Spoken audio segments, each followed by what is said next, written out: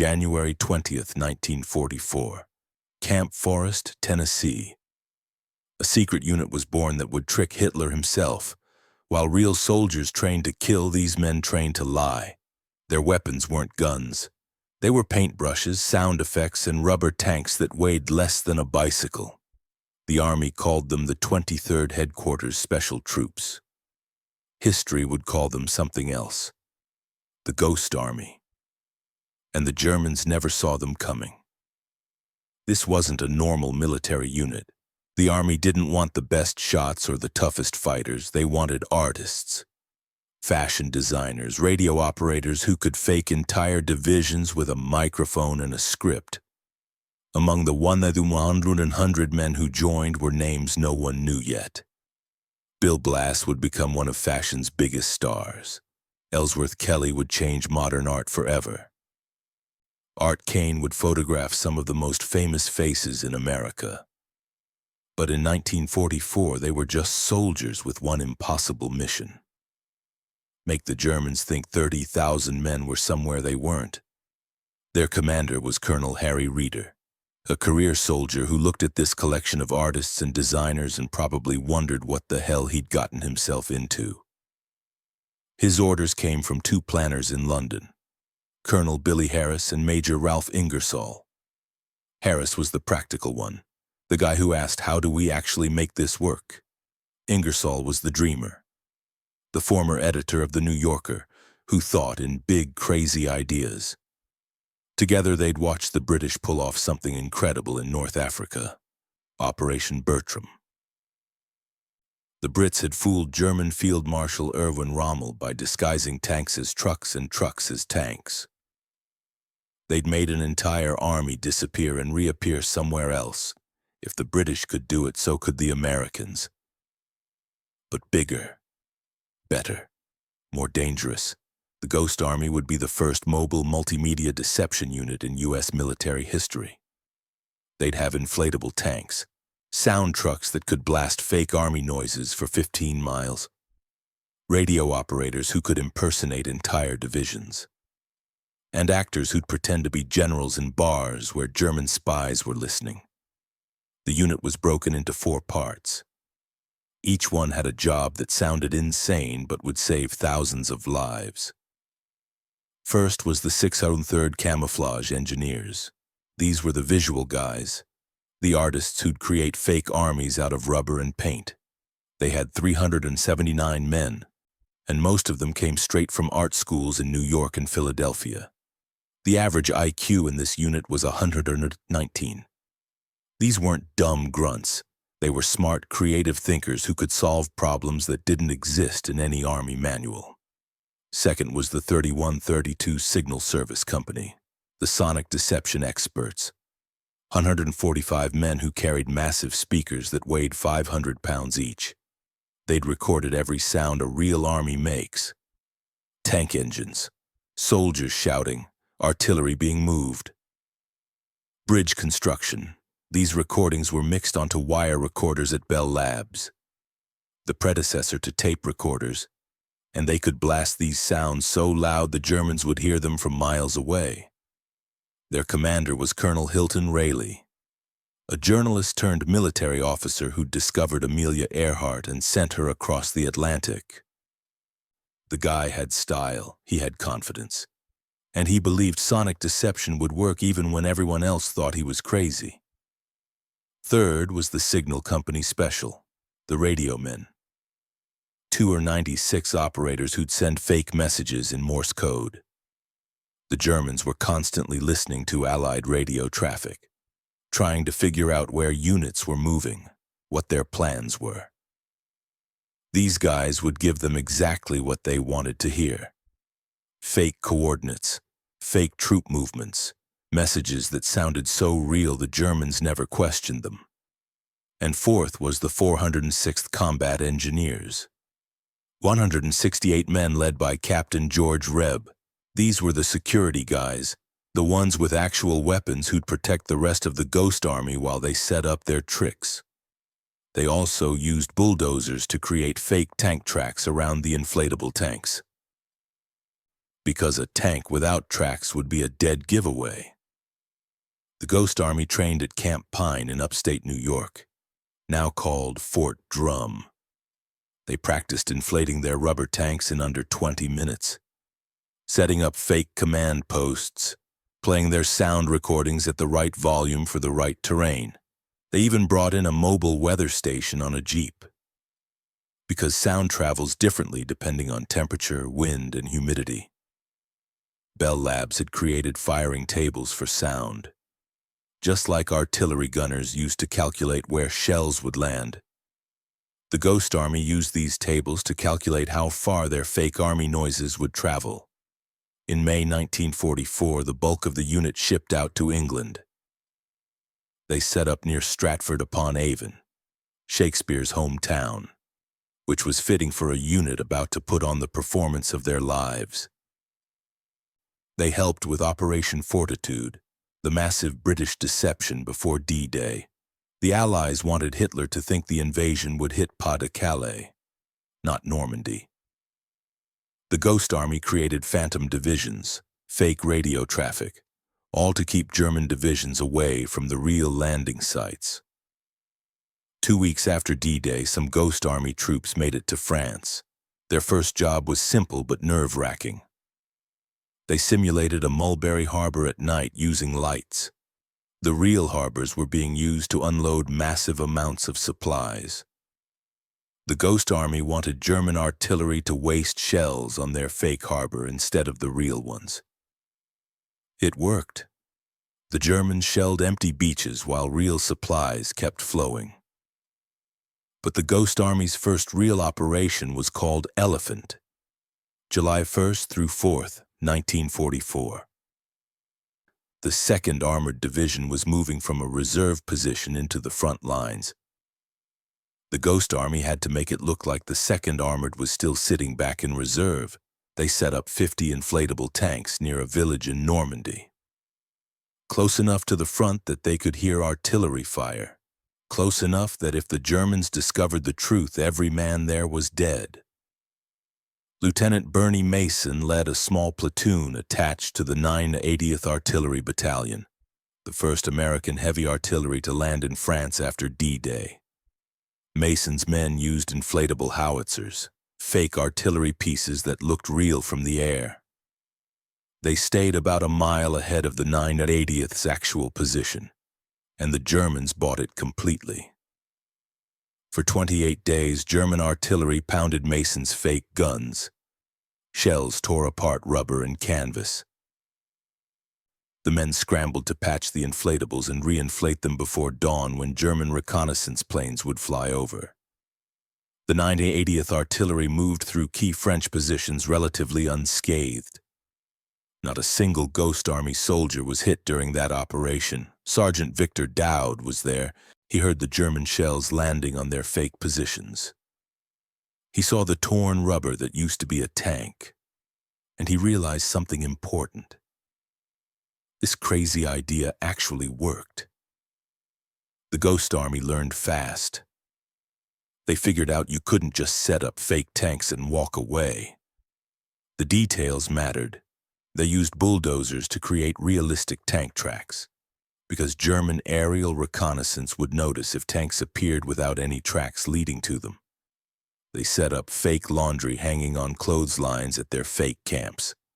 Because real soldiers do laundry, they created fake motor pools with inflatable trucks parked in careful rows. They even set up fake command posts with real officers pretending to be generals from other divisions. But the most important rule was this: never carry an inflatable across a road where anyone could see you. Because 2 men carrying a 40-ton tank would blow the entire operation. Corporal Arthur Shilstone learned this the hard way. He was on guard duty when 2 French civilians on bicycles wandered past the perimeter. They weren't looking at him. They were staring over his shoulder at 4 American soldiers picking up a Sherman tank and turning it around. Shilstone had to think fast. He looked at the Frenchman and said the only thing that made sense. The Americans are very strong. The Frenchman rode away. Probably confused, definitely impressed. In July 1944, the Ghost Army pulled off Operation Brittany. General George Patton was about to break out of the Normandy hedgerows and race across France. But he needed the Germans confused about where he was going. The Ghost Army created 4 fake task forces. They made it look like Patton's forces were moving in completely different directions. The deception worked. Patton smashed through German lines and raced east. The Germans had their troops in the wrong places, looking for an army that didn't exist. But Operation Brest in August was different. This was the first time the Ghost Army found itself in the middle of a real battle. The port city of Brest was still held by German forces. The 6th Armored Division had originally attacked it but had pulled back. The Ghost Army was ordered to make it look like the 6th Armored was still surrounding the city in massive force. They wanted to bluff the Germans into surrendering. Corporal Jack Macy from Brooklyn called it the biggest piece of action he ever saw in World War II. German artillery was landing close, real shells, real danger. Bob Tompkins could see Germans watching them from a church tower in the nearby town of Guesnu. German observers with binoculars and radios, watching the Ghost Army set up their fake tanks and artillery. If the Germans had gotten suspicious, if they'd sent scouts to investigate, if they'd discovered rubber instead of steel, the Ghost Army would have been wiped out. They only had carbines, short rifles with limited range. Against German infantry with machine guns and mortars, they wouldn't have lasted long. But the Germans never got close enough to see the truth. At night, the sonic trucks moved into position, playing recordings of tanks moving through the forest, soldiers shouting, the sound of a sergeant barking orders about putting out cigarettes. It was all fake, a big theatrical production, but the Germans fell for it. GIs from other American units heard the sounds and came running. "Boy, are we happy to see you guys," they said to Ghost Army soldiers. The Ghost Army would just nod and smile, playing their part. The siege of Brest lasted weeks. The Germans never surrendered, but the Ghost Army learned something crucial during that operation. This wasn't a game anymore. This was war, and they were in the middle of it. Operation Brest marked the first time they used visual, sonic, and radio deception all together. It became their standard approach for every operation after that. But their most dangerous mission was coming, and it would last longer than any deception they'd attempted before. September 14, 1944. The Ghost Army was camped outside Paris. Saint-Germain-en-Laye, the City of Lights, had just been liberated. That morning, Colonel Reeder got urgent orders. The Ghost Army was needed immediately. By noon, the men were on alert. Reeder was in Versailles meeting with officers from the 12th Army Group. General Patton had a problem. His Third Army was attacking the fortress city of Metz, a heavily defended German stronghold on the Moselle River. Patton's line stretched for miles. Too many miles. There was a gap, a dangerous weak spot that stretched over 20 miles. Only one squadron from the 3rd Cavalry was holding that section. About 500 men trying to look like thousands. If the Germans realized how thin that line was, they could punch through. Get behind Patton's forces, turn his attack on Metz into a disaster. The Ghost Army had to fill that gap, make it look like the 6th Armored Division was sitting there. Thousands of men, hundreds of tanks. They had to hold that line for as long as it took for real reinforcements to arrive. On September 15th, the Ghost Army convoy crossed into Luxembourg. It had only been liberated 5 days earlier. Crowds lined the streets of Esch-sur-Alzette, cheering these American soldiers heading to the front. The civilians had no idea what was hidden in those canvas-covered trucks. The operation was called Bettembourg, named after a small commune near Luxembourg City. The Ghost Army spread out across 25 miles of front line, more distance than they'd ever covered before. They set up their inflatable tanks, their fake artillery, their radio networks broadcasting the call signs of the 6th Armored Division. But this time, they couldn't rely on just visuals. Allied air superiority meant fewer German reconnaissance planes were flying. The Germans were listening on the ground instead, using scouts and spies. So the sonic trucks worked overtime. For 4 straight nights, they blasted recordings of tank movements, soldiers digging in, artillery being positioned. Sergeant Dowd heard it and said it sounded like a whole division was amassing, loudspeakers blaring, sergeants yelling, all fakery, all a big act. The Ghost Army soldiers went into nearby towns on supposed recreation leave, wearing patches from the 6th Armored Division, talking loudly in cafes and bars about their units, about where they were stationed, about their plans. They knew German spies were listening. They wanted them to listen.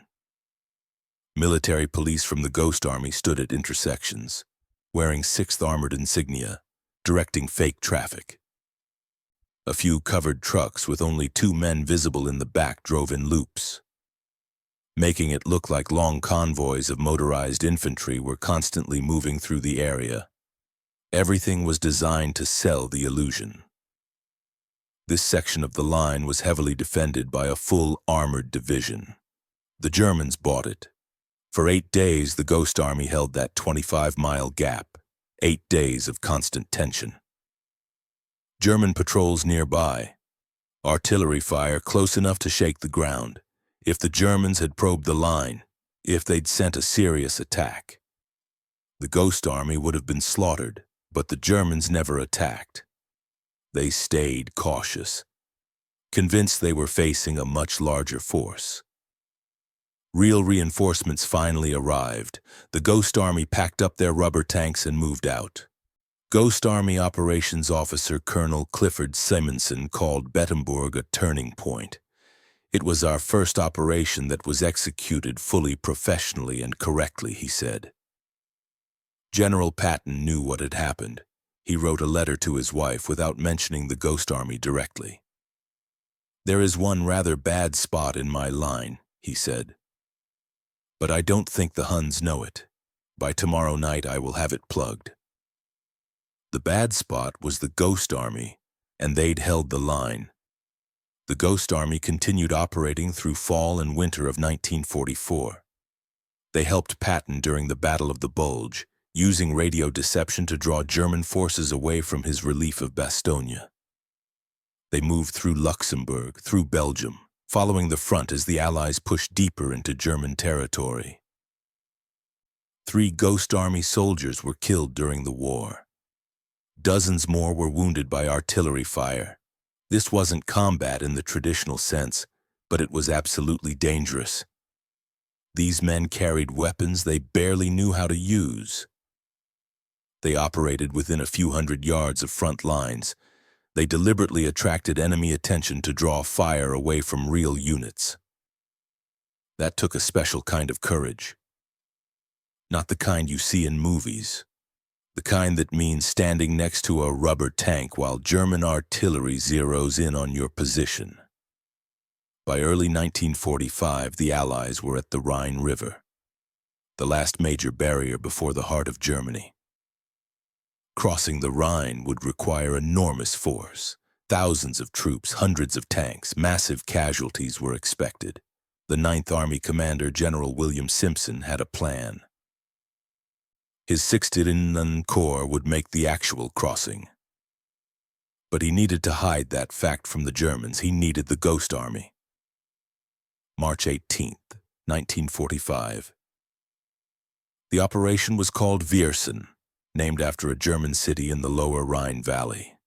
This would be the Ghost Army's last and largest deception of the war. Every single man in the unit would be involved, plus help from actual combat units. The mission was to make the Germans think the 30th and 79th Infantry Divisions were preparing to cross the Rhine at Viersen. miles away from where 6th Corps would actually attack. Lieutenant Colonel Merrick truly planned the operation from 9th Army headquarters. He coordinated with every available deception asset. This wasn't just the Ghost Army, this was the entire 9th Army putting on a show.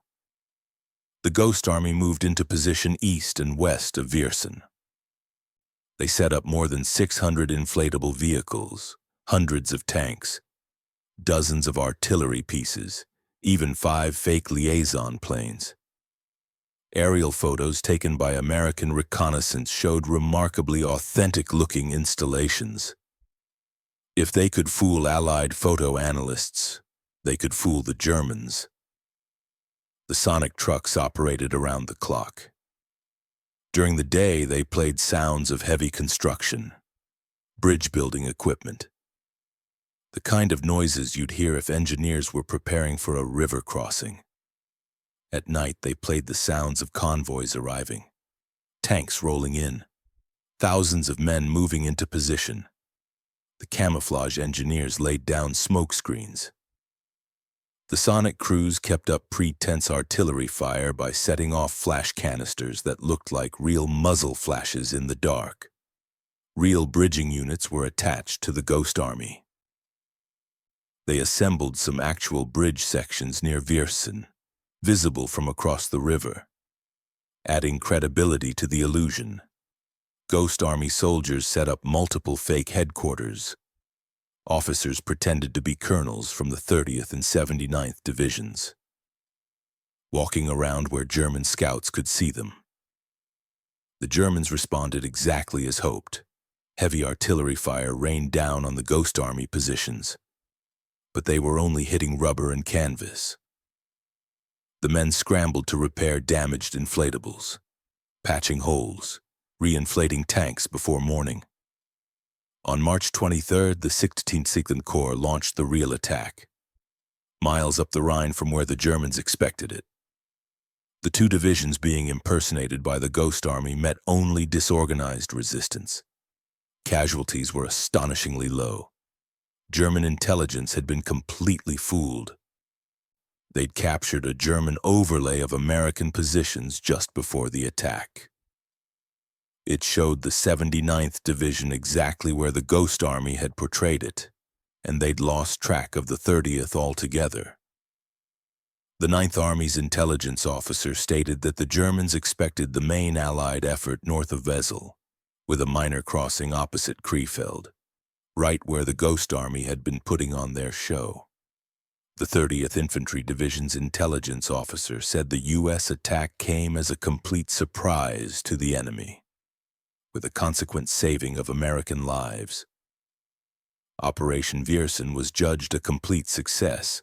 The Ghost Army had fooled the Germans about when and where the 9th Army would cross the Rhine. Military estimates said the deception saved between 15,000 and 30,000 American lives. 15 to 30,000 soldiers who went home to their families because 100 artists and designers put on the performance of their lives. After the Rhine crossing, the Ghost Army's combat operations ended. But they had one final mission. As concentration camps were liberated, the Army discovered it had no units trained to deal with survivors. These victims of Nazi terror spoke 29 different languages. The various members of the Ghost Army spoke those 29 languages. Their final assignment was working with over 100,000 concentration camp survivors, hearing their stories, helping them find resources to begin healing, helping them make their way to safety. Many would eventually go to Israel, starting new lives after the unimaginable. In July 1945, the Ghost Army returned to the United States. On September 15th, the unit was officially deactivated. Every man was sworn to secrecy. The inflatable tanks were burned in a massive bonfire somewhere in France. The sound recordings were locked away. Documents were classified. There was a single newspaper article shortly after the war ended. Then nothing. Silence for decades. The men went home and couldn't talk about what they'd done. Not to their wives, not to their children, not to anyone. Bill Blass returned to New York and built a fashion empire. He became one of the most famous designers in America, dressing first ladies and celebrities. He once said the 3.5 years in the Army represented absolute freedom. He'd been truly on his own for the first time. Ellsworth Kelly went to Paris on the GI Bill. He studied art. He developed his unique style of hard-edge abstract painting. He became one of the most important artists of the 20th century. Kane became a legendary photographer. His 1958 photo of 57 jazz musicians in Harlem became one of the most famous images in music history. Arthur Singer illustrated the Birds of North America Field Guide. He created the birds and flowers of the 50 States postage stamp series, one of the best-selling stamp series ever produced. These men went on to famous careers. But they couldn't talk about the thing they were probably most proud of, the thing that saved thousands of lives. In 1985, the Smithsonian published an article about the Ghost Army, 40 years after the war. Finally, someone was talking about them publicly, but the operation was still officially classified. The men still couldn't share details. In 1996, the documents were finally declassified. The full story could be told. Veterans started giving interviews, sharing their experiences. The public learned about the inflatable tanks, the sound trucks, the radio deceptions. People were amazed. How had this incredible story stayed secret for so long? Filmmaker Rick Beyer became obsessed with the Ghost Army. He spent years tracking down veterans, collecting documents, preserving the story before it was too late. In 2013, he produced a PBS documentary called The Ghost Army. It brought the story to millions of Americans. Beyer interviewed 19 Ghost Army veterans, men in their 80s and 90s, finally able to talk about what they'd done 70 years earlier. In 2019, a bill was introduced in Congress to award the Ghost Army the Congressional Gold Medal, the highest civilian honor Congress can bestow. President Joe Biden signed the Ghost Army Congressional Gold Medal Act in February 2022. He said it was an honor to recognize them for their unique and highly distinguished service. On March 21, 2024, the ceremony was held at the Capitol. 3 surviving Ghost Army veterans attended. All of them were 99 or 100 years old. Bernard Bluestein, 100 years old, from Hoffman Estates, Illinois. John Chrisman, 99 years old, from Leesburg, New Jersey. Seymour Nussenbaum, 100 years old, from Monroe Township, New Jersey. 3 men out of the original 1E100, the last living members of one of the most unusual military units in history. Speaker of the House Mike Johnson hosted the ceremony. He quoted the declassified Army report that said, "Rarely, if ever, has there existed a group of such few men which had so great an influence on the outcome of a major military campaign." Senator Edward Markey said the soldiers recruited for the Ghost Army were not only men of muscle, they were also men of the mind, creative, original thinkers who used engineering, art, architecture, and advertising to wage battle with the enemy. The Ghost Army's weapons were unconventional, but their patriotism was unquestionable. 30 years after the war, while the Ghost Army was still classified, a United States Army analyst studied their missions. He came away deeply impressed. Rarely, if ever, has there been a group of such a few men which had so great an influence on the outcome of a major military campaign, he wrote. The Ghost Army carried out more than 20 deception operations, from Normandy to the Rhine. They operated dangerously close to front lines, often within a few hundred yards of German positions. They succeeded in fooling the Germans about troop strength and locations. They drew enemy fire away from real units. They saved lives, not through killing the enemy, through making the enemy waste resources on targets that didn't exist. A German field marshal was quoted after the war about one of the Ghost Army operations in Italy. "Initially, we were misled by the dummy armored division," he said. "I delayed moving reserve units for 2 days. 2 days. In war, 2 days can mean everything." The Ghost Army's tools were simple but effective. Inflatable tanks that weighed 93 pounds fully inflated, built on a skeleton of inflatable rubber tubes covered with rubberized canvas. This design meant a single piece of shrapnel couldn't instantly deflate the entire tank. It would only puncture one tube. The rest would stay inflated. The tanks took 20 minutes to set up. You could unfurl one from a duffel bag, spread it out, attach multiple nozzles to air compressors, and 20 minutes later you had something that looked like a 40-ton M4 Sherman from the air. Up close, it wouldn't fool anyone, but from a quarter-mile away or from a reconnaissance plane at 5,000 feet, it looked completely real.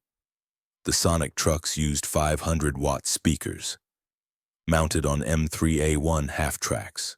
The speakers could fold down inside the truck bed when not in use, making the vehicle look like any other half-track.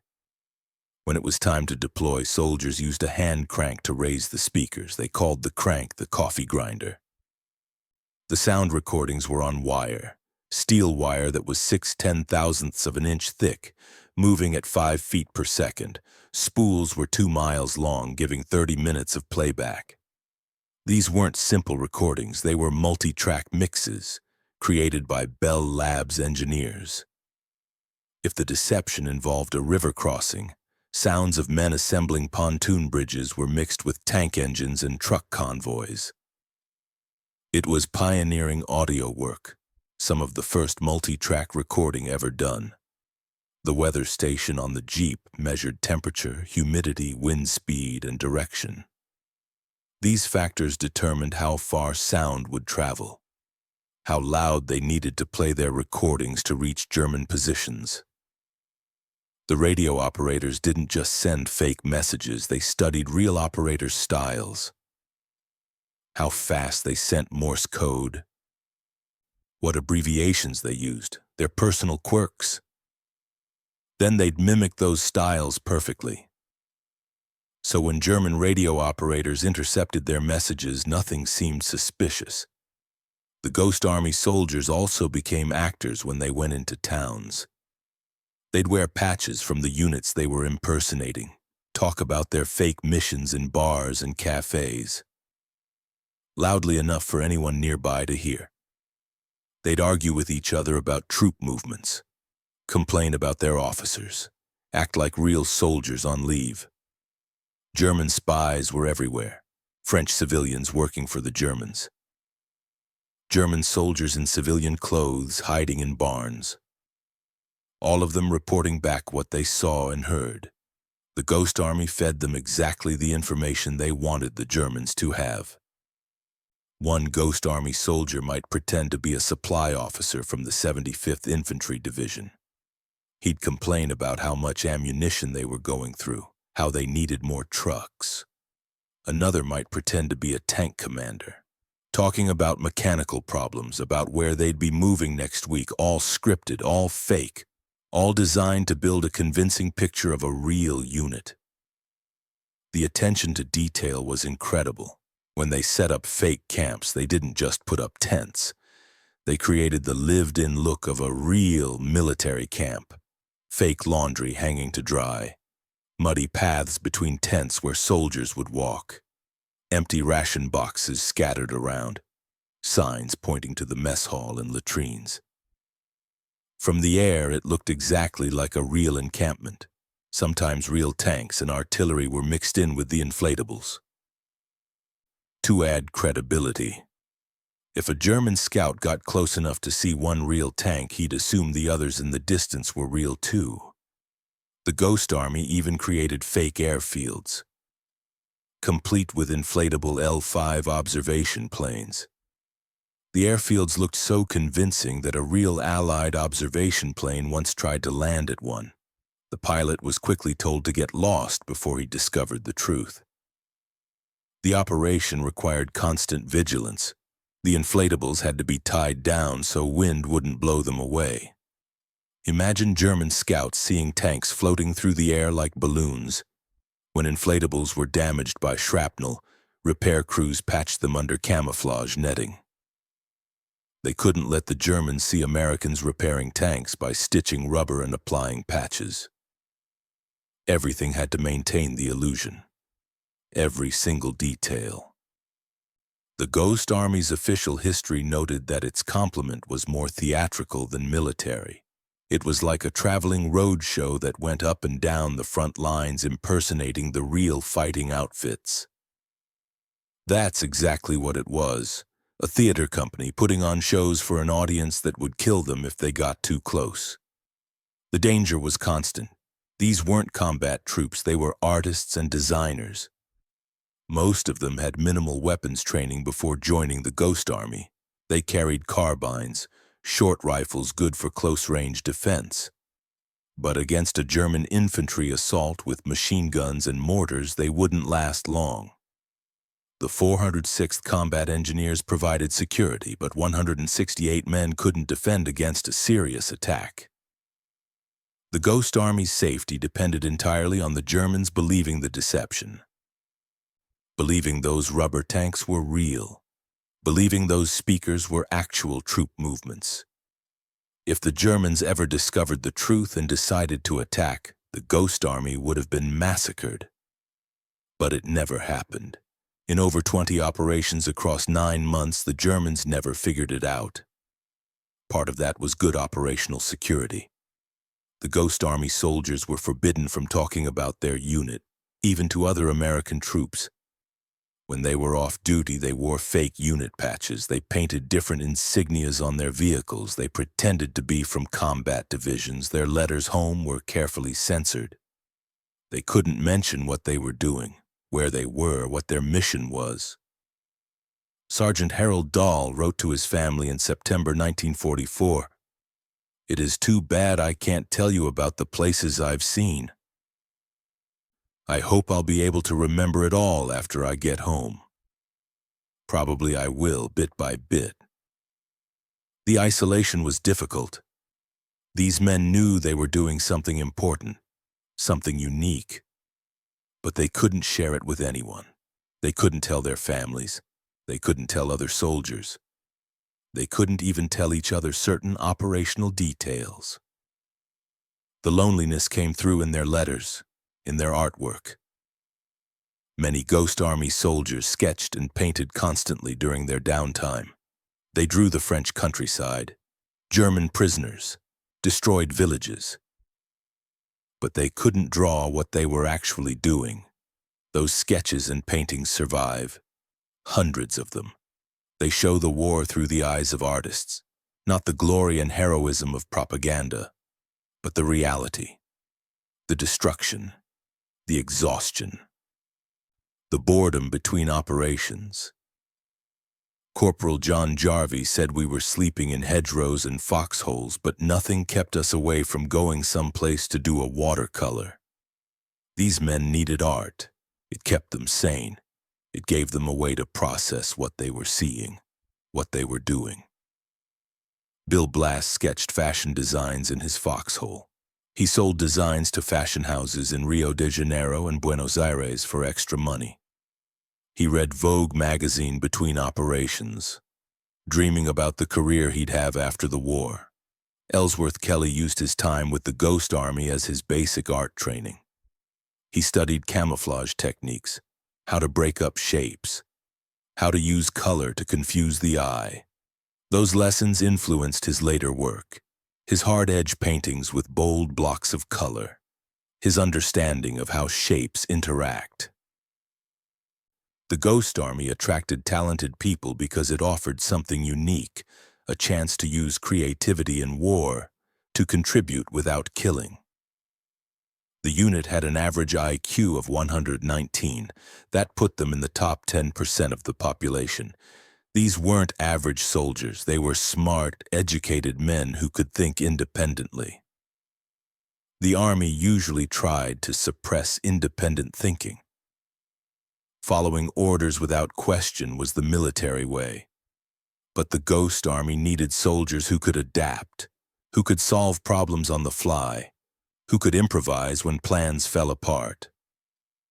Eric Eichhorn, Director of Research and Development at the Army Management Staff College, studied the Ghost Army years later.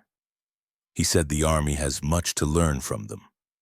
How do you lead people that are that creative in what we think of as this incredibly stovepipe, stodgy organization?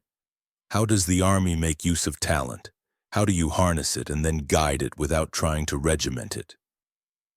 Those are good questions. The Ghost Army proved that creativity has a place in war, that artists and designers can be just as valuable as infantry and artillery, maybe more valuable, because the Ghost Army saved lives without taking them.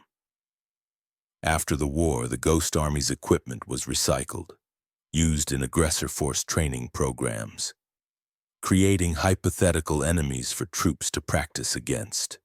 The techniques pioneered by the Ghost Army influenced military deception doctrine for decades. The Soviets studied what little they knew about American deception operations.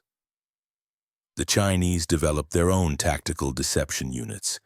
Even today, military planners study the Ghost Army, looking for lessons about how to mislead the enemy, how to make a small force look large, how to draw attention away from your real objectives. The Ghost Army proved something important. War isn't just about firepower, it's about psychology, about making your enemy think something that isn't true. If you can make the enemy waste resources attacking a target that doesn't exist, you've won without firing a shot. If you can make them hesitate, afraid of a threat that isn't there, you've bought time for your real forces to maneuver. If you can confuse their intelligence, make them unsure of where your troops are or what you're planning, you've gained an enormous advantage. The Ghost Army did all of this, with rubber tanks and sound effects. They operated on the principle that perception is reality. If the Germans thought there was an armored division in Bettemburg, then for all practical purposes there was. It didn't matter that the tanks were inflatable. The effect was the same. The Germans couldn't risk attacking because they believed the threat was real. That's the power of deception, not just fooling the enemy, but making them make decisions based on false information. Every operation the Ghost Army conducted, the Germans had to respond. They moved troops. They adjusted their defensive positions. They allocated artillery, all based on threats that didn't exist, all while real American units hit them where they weren't expecting it. The mathematical impact is staggering. Every German shell wasted on a rubber tank was a shell that couldn't hit real American soldiers. Every German patrol sent to investigate a fake position was a patrol that wasn't watching the real front line. Multiply that across 20 operations. Over 9 months, from Normandy to the Rhine. The cumulative effect saved thousands of lives, maybe tens of thousands. And it was accomplished by only 100 men with inflatable tanks and sound trucks. There's something profoundly American about the Ghost Army. The idea that you can solve problems with creativity instead of just brute force. The British had pioneered tactical deception, but the Americans took it to another level, made it mobile, made it multimedia, made it a traveling roadshow that could be deployed wherever it was needed. That required innovation, industrial capacity, organizational skill. The inflatable tanks were manufactured by U.S. Rubber Company in Rhode Island, by a teenager named Teresa Ricard who made 49 cents an hour after school cementing the big rubber tubes together. She and her fellow workers called them targets. They had no idea what they were building, just that it was important war work. The sound recordings were made by Bell Labs engineers, using cutting-edge technology that wouldn't be available commercially for years. The coordination required dozens of planners, logistics officers, security personnel. all working to keep the Ghost Army supplied and secret.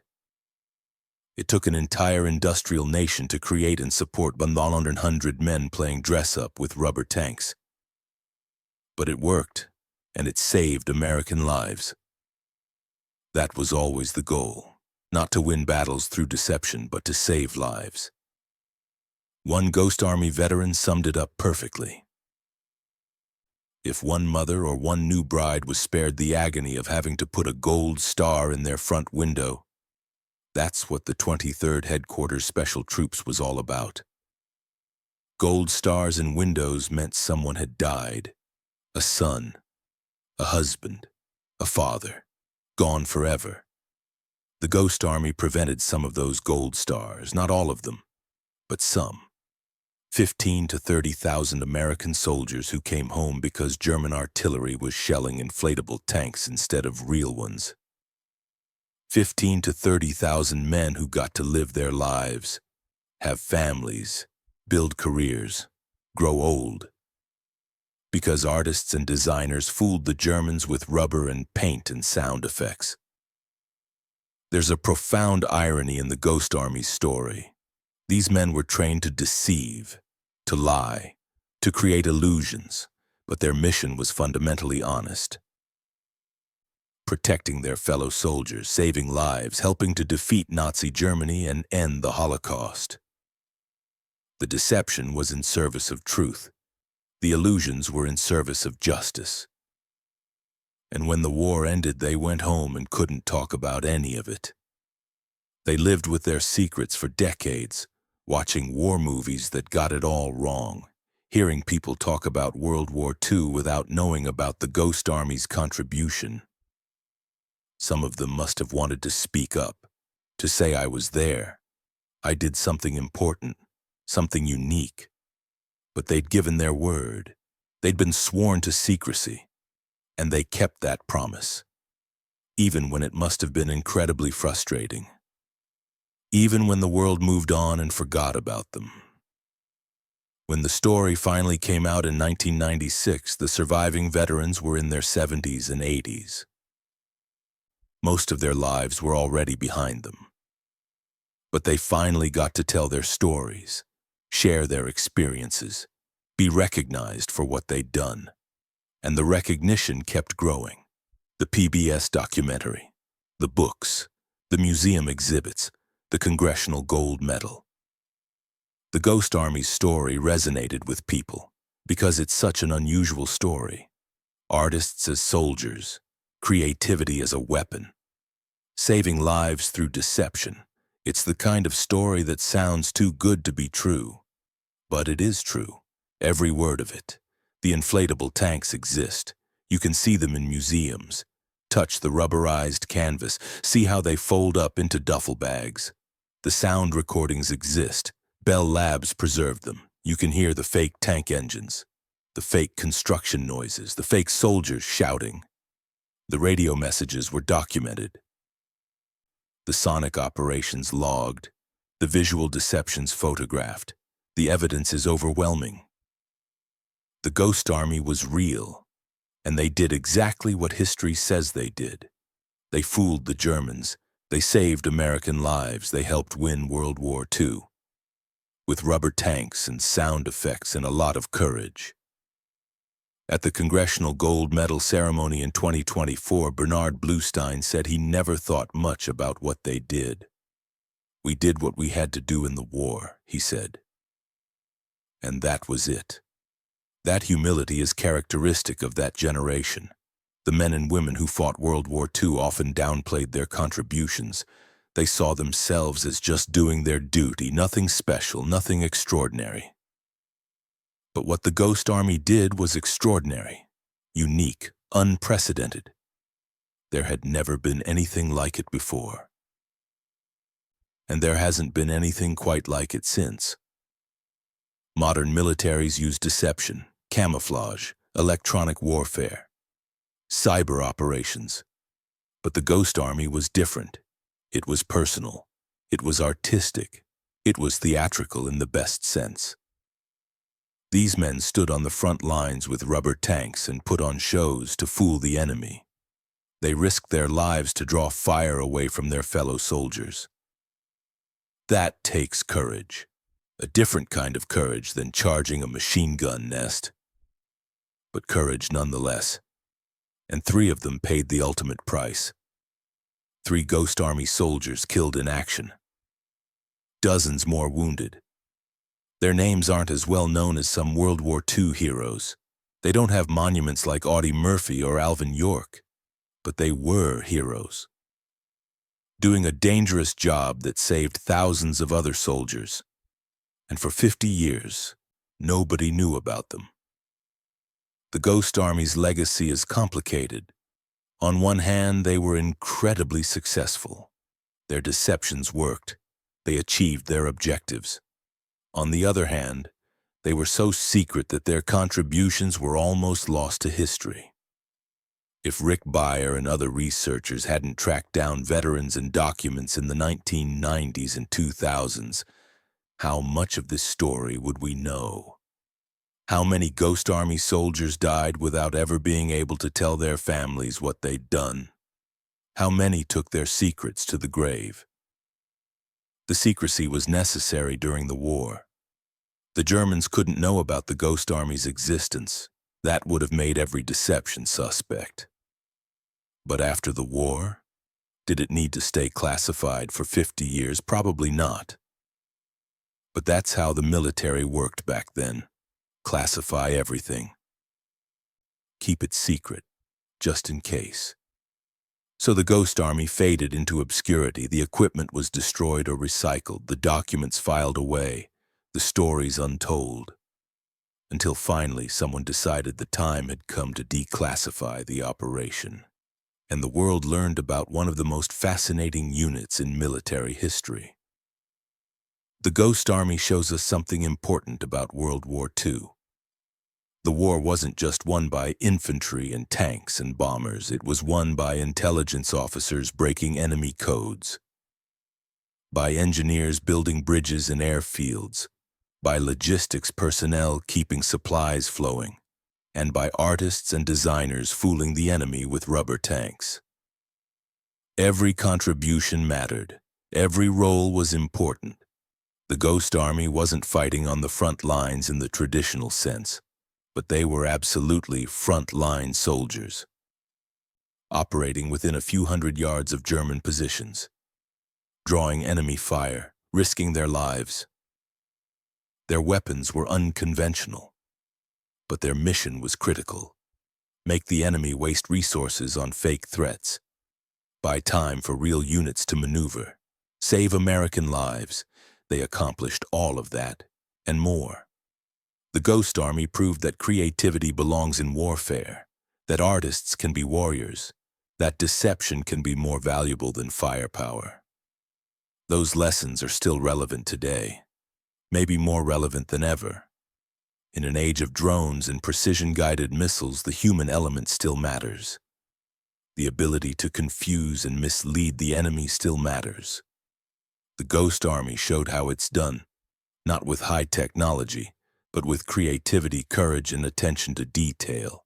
Rubber tanks, sound effects, radio messages, theatrical performance, simple tools, incredible results. 15,000 to 30,000 American soldiers came home from the war because of the Ghost Army. That's not a guess or an estimate. That's what military analysts calculated after studying the unit's operations. 15,000 to 30,000 lives saved by 100 artists with inflatable tanks. Think about that number. Imagine 30,000 people, a small city, a baseball stadium packed to capacity.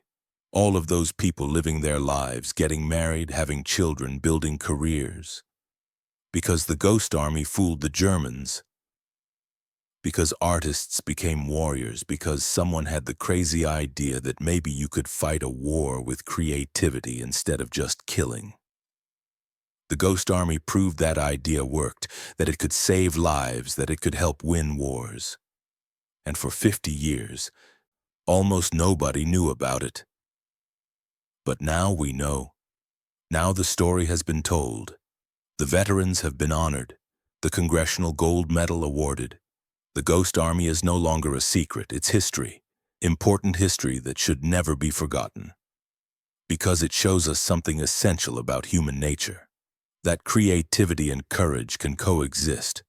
That artists can be heroes. That wars can be won not just with weapons but with imagination. The Ghost Army of World War II. 100 men who saved thousands of lives with rubber tanks and sound effects.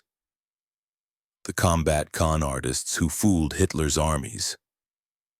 Their story is one of the most remarkable in military history, and it almost remains secret forever. But now it's been told, and we're all richer for knowing it. The Ghost Army, artists, warriors, heroes, who proved that sometimes the best weapon is the one that doesn't kill anyone.